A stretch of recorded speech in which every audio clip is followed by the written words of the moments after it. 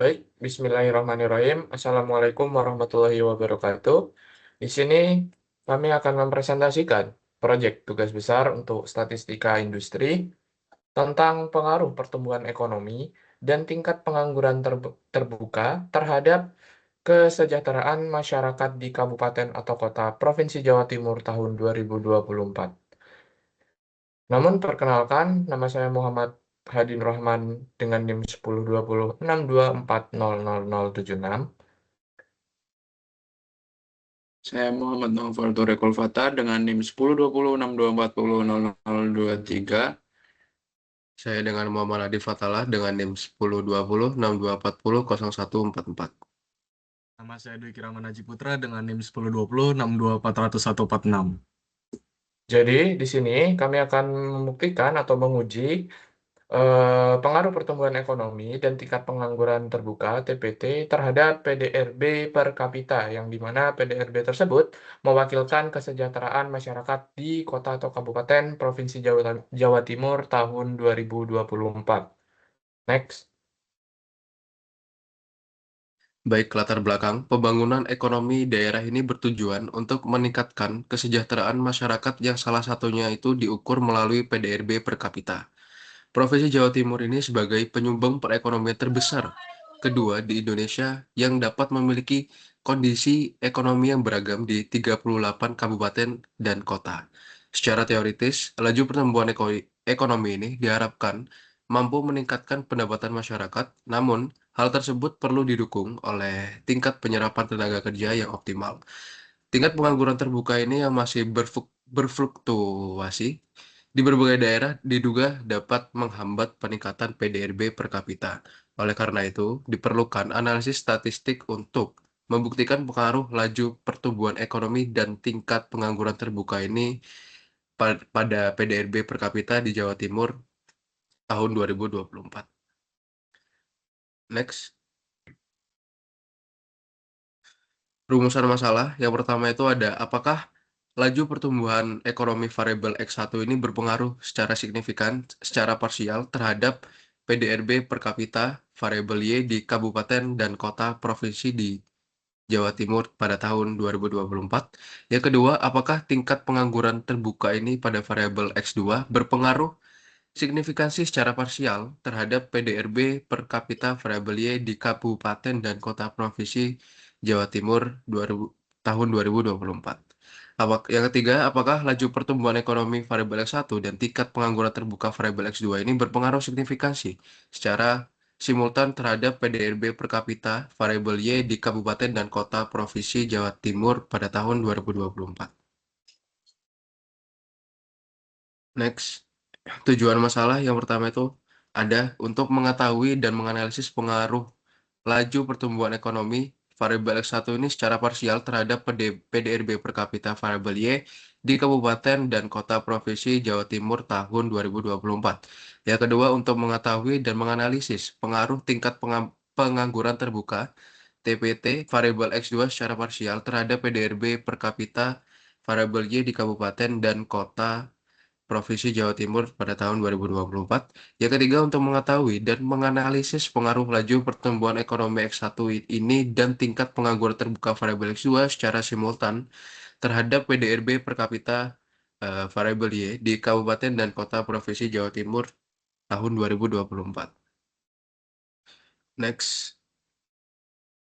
Batasan masalah yang pertama, penelitian dibatasi pada 38 kabupaten dan kota di Provinsi Jawa Timur. Yang kedua, ada data yang digunakan merupakan data cross-section tahun 2024. Sumber data ini menggunakan data sekunder yang diperoleh dari publikasi resmi Badan Pusat Statistik BPS ataupun BPS Provinsi Jawa Timur. Variabel penelitian ini yang pertama ada variabel dependen Y, PDRB per kapita ADHB tahun 2024. Yang kedua, variabel independen eh, X1, laju pertumbuhan ekonomi pada tahun 2024. Variabel independen X2, tingkat pengangguran terbuka TPT pada tahun 2024. Next. Jadi data yang kita gunakan ini dalam penelitian ini merupakan data sekunder yang bersumber dari Badan Pusat Statistik BPS Provinsi Jawa Timur tahun 2024. Data ini mencakup 38 kabupaten dan kota di Jawa Timur. Di Provinsi Jawa Timur terdiri dari 3 variabel utama, yaitu produk domestik regional bruto ataupun bisa disebut PDRB sebagai variabel terikat yaitu Y, serta laju pertumbuhan ekonomi dengan variabel X1 dan TPT ataupun tingkat pengangguran terbuka pada variabel X2. Jadi yang pertama, variabel PDRB Y. Variabel ini mengukur nilai tambah bruto seluruh barang dan jasa yang tercipta di wilayah Jawa Timur atas dasar harga konstan. Berdasarkan data PBS tahun 2024, variabel PDRB memiliki nilai rata-rata sebesar 50,94 triliun rupiah. Sebaran data ini menunjukkan variasi yang sangat tinggi dengan standar deviasi yang mencapai 81,53 triliun rupiah. Nilai minimum sebesar 5,69 triliun rupiah tercatat pada kota Mojokerto, sedangkan nilai maksimum mencapai 485,45 triliun rupiah yang didominasi oleh kota Surabaya. Yang kedua, variabel laju pertumbuhan ekonomi, variabel X1, ini mempresentasikan persentase perubahan PDRB yang menggambarkan kinerja pembangunan ekonomi daerah. Berdasarkan data tahun 2024 ini, variabel pertumbuhan ekonomi memiliki rata-rata sebesar 3,87%. Variasi pertumbuhan antar wilayah tergolong moderat dengan standar deviasi sebesar 1%. Laju pertumbuhan terendah tercatat sebesar 0,54% yang terjadi di Kabupaten Sampang. Sementara itu, pertumbuhan yang tertinggi ini dicapai oleh Kota Surabaya dengan angka 5,37%. Yang ketiga, variabel X2 yaitu TPT ataupun tingkat pengangguran terbuka. Variabel ini mengukur persentasi angkatan kerja yang sedang tidak bekerja dan sedang mencari pekerjaan. Pada tahun di 2024 ini, tingkat pengangguran TPT ini di Jawa Timur memiliki rata-rata nilai sebesar 4,04% dengan standar deviasi sebesar 1,18%. Wilayah dengan tingkat pengangguran terendah ini adalah Kabupaten Pacitan sebesar 1,56%, sedangkan tingkat pengangguran tertinggi terdapat di Kabupaten Sidoarjo sebesar 6,49%. Tingginya TPT ini di wilayah industri seperti Sidoarjo dibandingkan wilayah agraris menunjukkan karakteristik pengangguran yang lebih bersifat friksional dan struktural di daerah perkotaan yang padat penduduk. Selanjutnya akan dijelaskan oleh teman saya yaitu Duki. Terima kasih. Baik, di sini selanjutnya tahapan analisis data. Dimulai dari pengumpulan data, kemudian dilanjutkan oleh eksplorasi data, lalu melakukan uji signifikansi. Lalu di sini ada percabangan, apakah datanya signifikan? Jika tidak, akan melakukan pengumpulan data kembali dan eksplorasi data, kemudian uji signifikansi. Jika tidak, akan mengulang kembali terus-menerus. Jika sudah signifikan, akan melakukan analisis regresi linear, lalu melakukan uji asumsi klasik, lalu pengujian hipotesis, kemudian hasil dan kesimpulan. Selesai. Selanjutnya, perangkat lunak yang digunakan itu apa aja sih? Penelitian ini menggunakan Python dengan 4 library utama.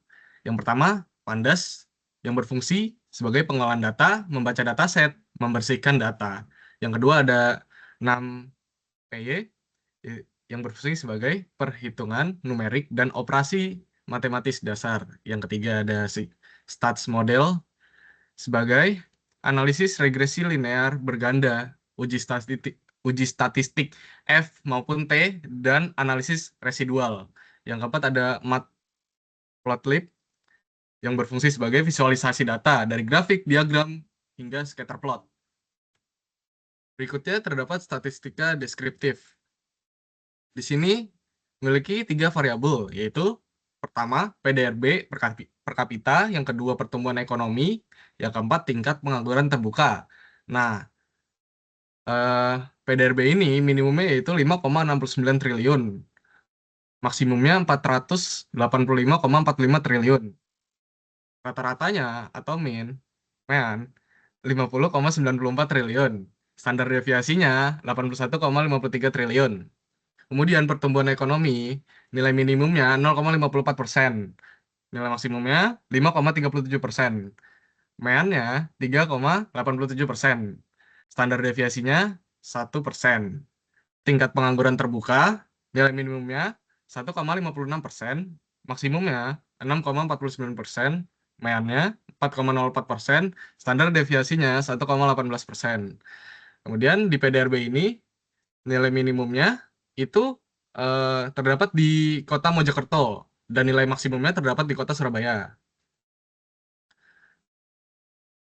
Kemudian pertumbuhan ekonomi, nilai minimumnya terdapat di Kabupaten Sampang dan nilai maksimumnya terdapat di Surabaya. Tingkat pengangguran, nilai minimumnya terdapat di Kabupaten Pacitan dan nilai maksimumnya terdapat di Kabupaten Sidoarjo. Selanjutnya di sini terdapat visualisasi data yaitu uji signifikansi simultan atau UJF. Kedua variabel memiliki nilai rata-rata yang relatif berdekatan, yaitu 3,87% dan 4,04%. Namun secara simultan keduanya bersama-sama berpengaruh signifikan terhadap PDRB. Model regresi valid dan layak digunakan meskipun secara individu ada variabel yang tidak signifikan. Baik, selanjutnya scatter plot. Di sini terdapat dua scatter plot, yaitu scatter plot PDRB per kapita, laju pertumbuhan ekonomi terhadap PDRB per kapita, dan tingkat pengangguran terbuka terhadap PDRB per kapita. Dari scatter plot yang ditampilkan, dapat disimpulkan bahwa laju pertumbuhan ekonomi terhadap PDRB per kapita itu berpengaruh signifikan dikarenakan pola data berdekatan dengan garis imajiner dan nilainya positif. Begitu juga dengan tingkat pengangguran terbuka terhadap PDRB. Nilainya pun signifikan dikarenakan pola data berdekatan dengan garis imajiner juga, dan nilainya pun positif juga. Baik, selanjutnya adalah model regresi linear berganda. Rumus umum dari regresi linear berganda itu dapat dilihat seperti Y sama dengan alfa ditambah beta 1 X1 ditambah beta 2 X2.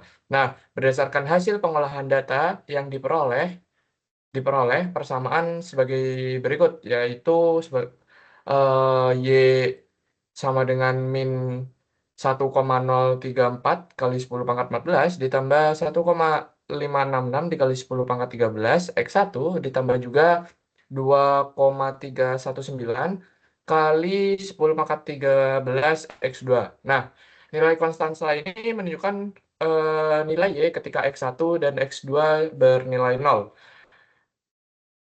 Di sini koefisien X1 itu sebesar 1,556 kali 10 pangkat 3, yang berarti setiap kenaikan X1 akan meningkatkan Y dengan asumsi variabel lain yang konstan. Sementara itu X2 juga begitu.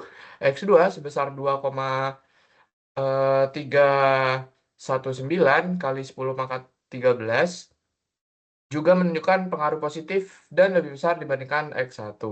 Dengan demikian, dapat disimpulkan bahwa X1 dan X2 sama-sama berpengaruh positif terhadap Y, yang artinya laju pertumbuhan ekonomi dan juga tingkat pengangguran terbuka itu sama-sama berpengaruh positif terhadap PDRB per kapita dengan variabel yang X2 atau TPT yang paling dominan. Next. Berikutnya adalah uji signifikansi secara simultan atau dengan uji F. Pada bagian ini tuh kami sudah melakukan uji simultan dengan rumus atau metode one way. Di sini bertujuan untuk mengetahui nih apakah variabel Y atau X atau independen secara bersama-sama berpengaruh signifikan terhadap variabel dependen atau Y. Dalam penelitian ini, variabel independennya adalah laju pertumbuhan sebagai X1 dan tingkat pengangguran terbuka sebagai X2. Sedangkan variabel dependennya adalah PDRB per kapita. Pengujian ini dilakukan dengan taraf signifikansi 5% atau 0,05. Berdasarkan hasilnya, dapat dilihat dalam hasil codingan tersebut, pada bagian F statistik itu sebesar 0,04. 4,4. Nah, karena nilai signifikansi ini harus lebih kecil daripada 0,05, maka kesimpulannya hipotesis 0 kita ditolak. Artinya, laju pertumbuhan dan tingkat pengangguran terbuka secara simultan atau secara bersama-sama berpengaruh signifikan terhadap PDRB. Next. Selanjutnya adalah uji signifikansi secara parsial atau uji T. Nah, di sini kami melakukan uji signifikansi secara parsial atau dengan uji T dengan tujuan untuk mengetahui pengaruh masing-masing variabel terhadap variabel individu terhadap variabel dependen atau Y. Jadi, kami ingin melakukan penelitian untuk mengetahui laju pertumbuhan X1 terhadap PDRB per kapita dan tingkat pengangguran terbuka terhadap PDRB per kapita dengan kriteria atau keputusan melihat nilai signifikansi pada taraf nyata 0,05.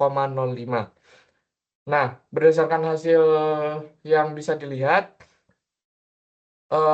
laju pertumbuhan atau X1 itu memiliki nilai signifikansi 0,226, yang artinya lebih besar daripada taraf nyatanya yaitu 0,05, sehingga X1 atau laju pertumbuhan itu tidak berpengaruh signifikan terhadap PDRB per kapita secara parsial. Sementara untuk tingkat pengangguran terbuka atau X2-nya memiliki nilai signifikansi 0,038 yang notabene lebih kecil daripada taraf nyatanya yaitu 0,05, sehingga tingkat pengangguran terbuka berpengaruh signifikan terhadap PDRB per kapita secara parsial. Demikian dapat disimpulkan secara parsial hanya tingkat pengangguran terbuka yang berpengaruh signifikan terhadap PDRB per kapita, sedangkan laju pertumbuhan tidak. Next. Uji asumsi klasik yang pertama adalah uji normalitas. Nah, dapat kita lihat pengujian normalitas ini kami menggunakan one sample Kolmogorov-Smirnov.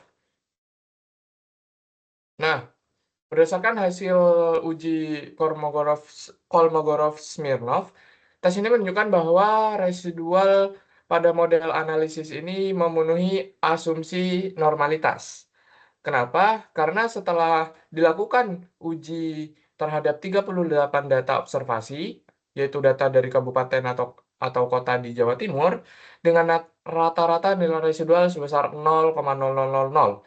Sehingga hasil uji ini mencatat perbedaan absolut terbesar antara distribusi residual normal sebesar 0,191 dan nilai signifikansi asimptotik atau dua sisi yang diperoleh adalah sebesar 0,109. Karena nilai signifikansi ini lebih besar daripada ambang batas yaitu 0,05, maka dapat disimpulkan bahwa variabel residual terhadap berdistribusi normal. Dengan demikian, asumsi normalitas ini pada residual telah terpenuhi. Artinya, penelitian ini dapat dianggap valid untuk analisis lebih lanjut. Next. Yang berikutnya adalah uji heteroskedastisitas. Nah, untuk uji heteroskedastisitas ini, kami menggunakan uji Glatzer untuk kriteria pengambilan keputusan jika nilai signifikansi antara variabel independen dengan absolut residual lebih besar daripada 0,05. Nah, berdasarkan tabel yang ada di PPT ini, dapat dilihat hasil pengujian pengaruh variabel independen terhadap nilai mutlak, absolut residual, pertumbuhannya untuk signifikansi variabel, pertumbuhannya adalah sebesar 0,261. Dan nilai signifikansi untuk variabel TPT sebesar 0,264. Nah, kedua nilai tersebut ternyata lebih besar daripada taraf signifikansi 0,05. Dengan demikian, dapat disimpulkan bahwa tidak terjadi gejala heteroskedastisitas dalam model regresi ini, sehingga model regresi ini layak digunakan untuk memprediksi variabel dependen atau Y PDRB per kapita berdasarkan variabel variabel yang mempengaruhinya yaitu X1 dan X2, laju pertumbuhan dan juga tingkat pengangguran terbuka. Next.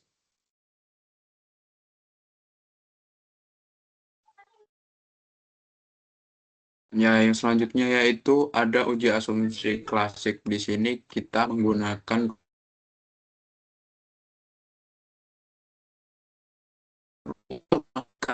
ada korelasi antara kesalahan pengganggu pada periode T dengan kesalahan pada periode sebelumnya. Nah, karena di sini nilai total nilai Durbin Watson yaitu 1,892, yaitu yang mendekati 2, maka dapat disimpulkan bahwa data ini lolos uji asumsi klasik autokorelasi, yang di mana model ini valid dan layak digunakan karena residual antar pengamatan bersifat independen.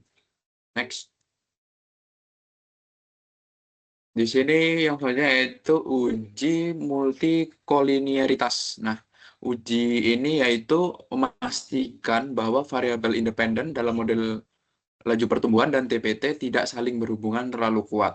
Nah, hmm, kesimpulannya model regresi ini memenuhi syarat dikarenakan laju pertumbuhan dan TPT berdiri sendiri sebagai variabel yang unik dan tidak tumpang tindih dalam menjelaskan variabel terikat. Next. Nah, pada pembahasan atau interpretasi solusinya, pertumbuhan ekonomi berperan dalam meningkatkan PDRB per kapita dikarenakan mendorong peningkatan aktivitas produksi dan pendapatan masyarakat di Jawa Timur. Yang kedua, tingkat pengangguran terbuka berpengaruh terhadap PDRB per kapita. Pengangguran yang tinggi mencerminkan belum optimalnya pemanfaatan tenaga kerja. Yang ketiga, secara simultan, pertumbuhan ekonomi dan tingkat pengangguran bersama-sama memengaruhi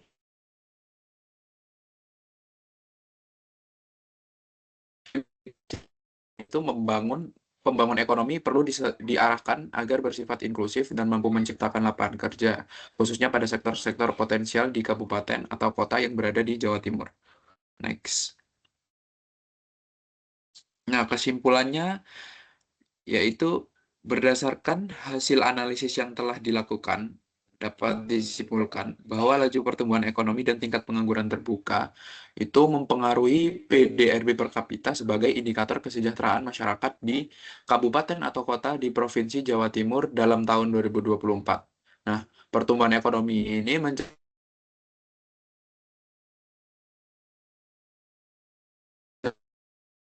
sementara tingkat pengangguran terbuka menunjukkan tingkat penyerapan tenaga kerja dalam kegiatan ekonomi.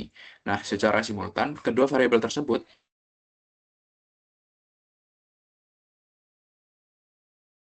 peningkatan masyarakat tidak hanya bergantung pada pertumbuhan ekonomi, tetapi juga pada kemampuan daerah dalam menciptakan lapangan kerja secara optimal. Next. Nah, ini untuk infografis yang telah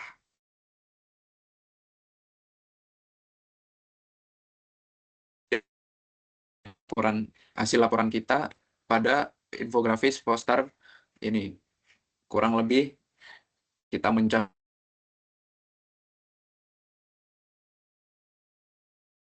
plot, statistik deskriptif, dan kesimpulan. Oke, next. Oke, Baik, baik, terima kasih. Eh, Barusan adalah lebihnya mohon maaf. saya Hadi. Saya Fata.